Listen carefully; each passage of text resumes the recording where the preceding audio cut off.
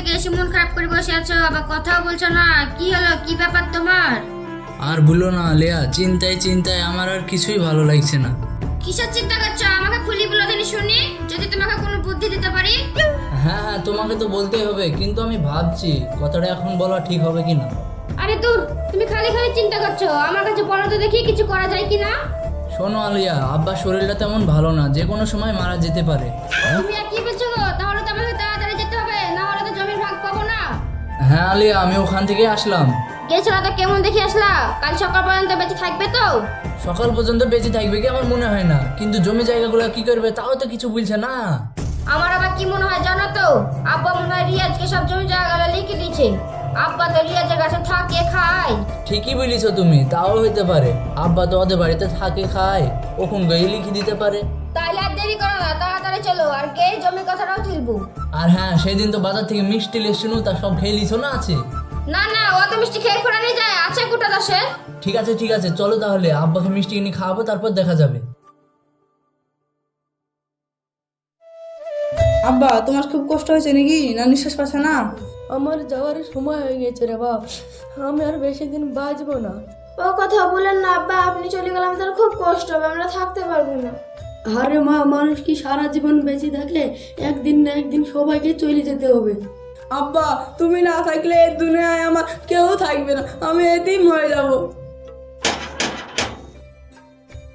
দেখো তখন কে আসলো, গেটটা খুলতে আসো, যাও।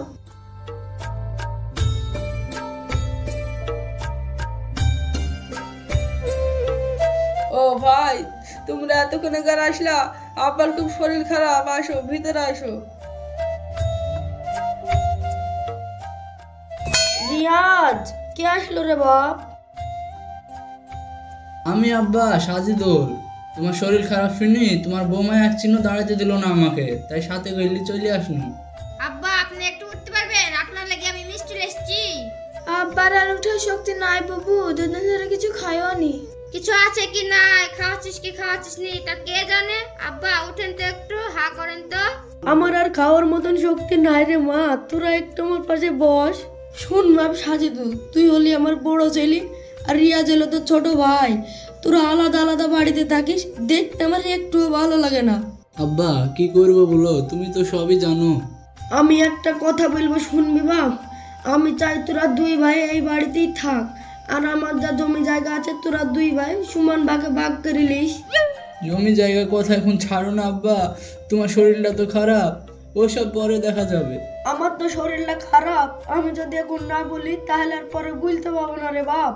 আব্বা, আমার কিচ্ছু লাগবে না, শুধু তুমি থাকলেই হবে।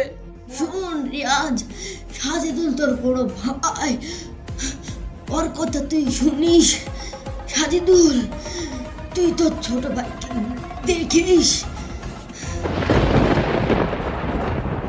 আব্বা তুমি চোখ খুলো, আব্বা তুমি মরে গেলে আমরা কার কাছে থাকবো? আব্বা, আমাদের দেখাশোনা কে করবে? আব্বা, আব্বা, আব্বা, আব্বা, আব্বা।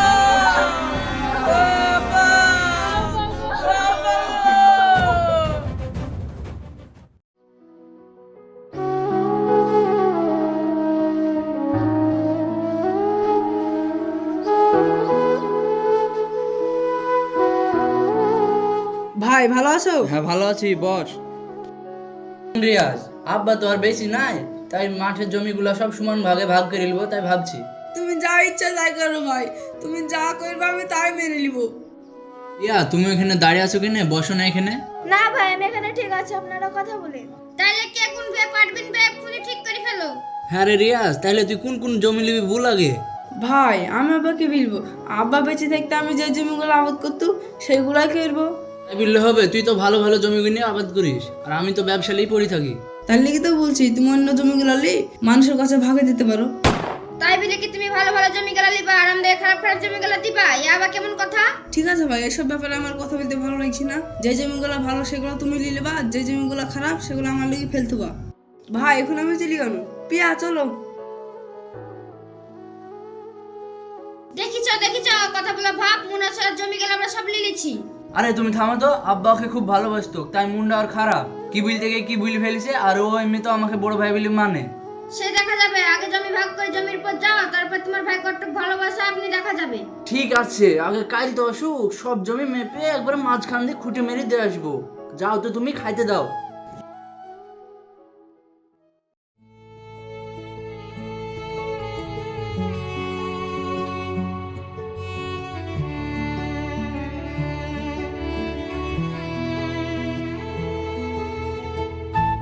কি গো, আর কতদিন মন খারাপ করে বসে থাকবে? মাঠ পানে যাও। আমার আর কিছুই ভালো লাগছে না পিয়া। আব্বা চলে যাওয়ার পর থেকে ভাই জমির ভাগ লিজা লাগিয়েছে। কি আর বলবো, যতদিন বেঁচে ছিল একদিনও দেখতে আসেনি। যে মরা খবর শুনেছি আর অমনি হাতে মিষ্টি নিয়ে চলে এসে খাওয়াইতে। আরে পিয়া তুমি থামো তো।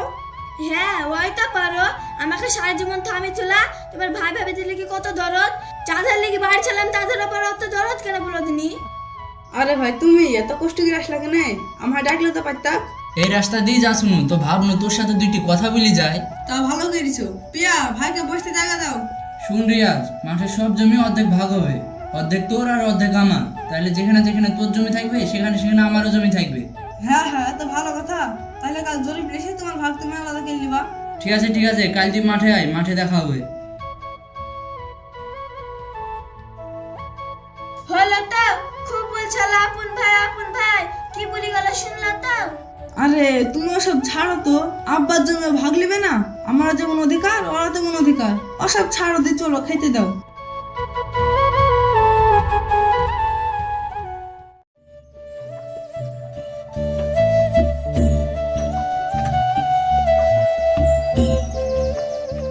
এই দেখ রিয়াজ, এখন থেকে সব জমি অর্ধেক তোর আর অর্ধেক আমার। তো যে দিক পছন্দ হবে সেই দিক তুই নিলে। ঠিক আছে ভাই, কোনো অসুবিধা নাই। তোমার যেদিক পছন্দ তুমি সেদিক নিতে পারো। আমার কি আর মাঠে আসা হবে রে? আমি তো সব জমি ভাগেই দিয়ে দিব। তুই তো আমার নিজের ভাই, তো তোর যে দিক ভালো লাগবে সেই দিক তুই নিলে। জমি আমাদের সবই ভালো, আবাদ করতে হলে সব জমিতে সোনা ফেলবে। আমি তাহলে চলে গেল রিয়াজ, এই রোদ আমার আর সহ্য হয়েছে না রে। মন হয়েছে বাড়ি পর্যন্ত আর পৌঁছাইতে পারবো না। ভাই চলো, তুমি হাঁকে দেখবো। না না থাক, আমি একলাই চলে যাবো।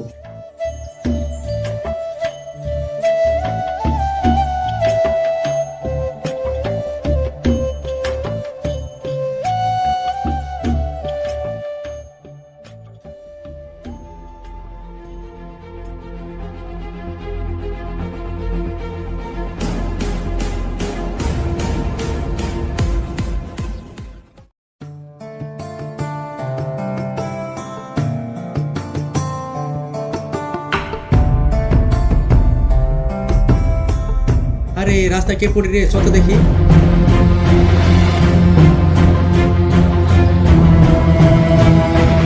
আরে তো রিয়াজের ভাই সাথে তুল। এই তুই তাড়াতাড়ি যা, রিয়াজকে খবর দেখ, আমি এখন বাড়িতে আসি। ঠিক আছে তুমি নিয়ে যাও, আমি রিয়াজকে খবর দিয়ে আসছি।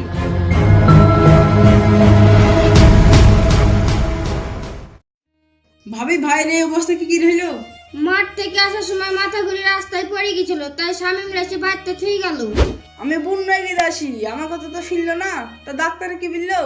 ডাক্তারে বললো হার্টের সমস্যা, কোনো কাজ কাম করা যাবে না, রোদেও যাওয়া যাবে না, শুধু শুয়ে থাকতে হবে।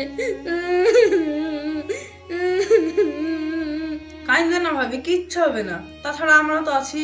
এখানে আয় রিয়াজ, শুন আমার পাশে একটু বস।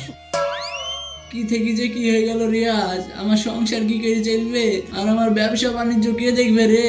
তুমি কোনো চিন্তা করো না ভাই, আমি তোমার সব কাজ করে দেবো, তুমি শুধু আরাম করো। তুই আমাকে বাঁচালি রিয়াজ। আমি তোদের সাথে অনেক খারাপ ব্যবহার করেছি, আমার লেগে তোরা আলাদা থাকিস, আমাকে ক্ষমা করে দে বোন। আরে না না বাবু, এমন করে বলো না। বুনো বলছো, আবার মা পৌঁছাইছো। আমি চাই আমরা আবার আগের মতন এক সংসারে থাকি। হ্যাঁ রে রিয়াজ, আমার তো কোনো ছেলেপিলে নাই। আমি চাই আমরা দুই ভাই আবার একসঙ্গে থাকি। আমার এত বড় বাড়ি কেমন জানি খালি খালি লাগে। ভাই তাহলে আমার বাড়িতে কে থাকবে? কেনে যাদের থাকার জায়গা নাই, তোমার বাড়িতে থাকার ব্যবস্থা করে দিবা।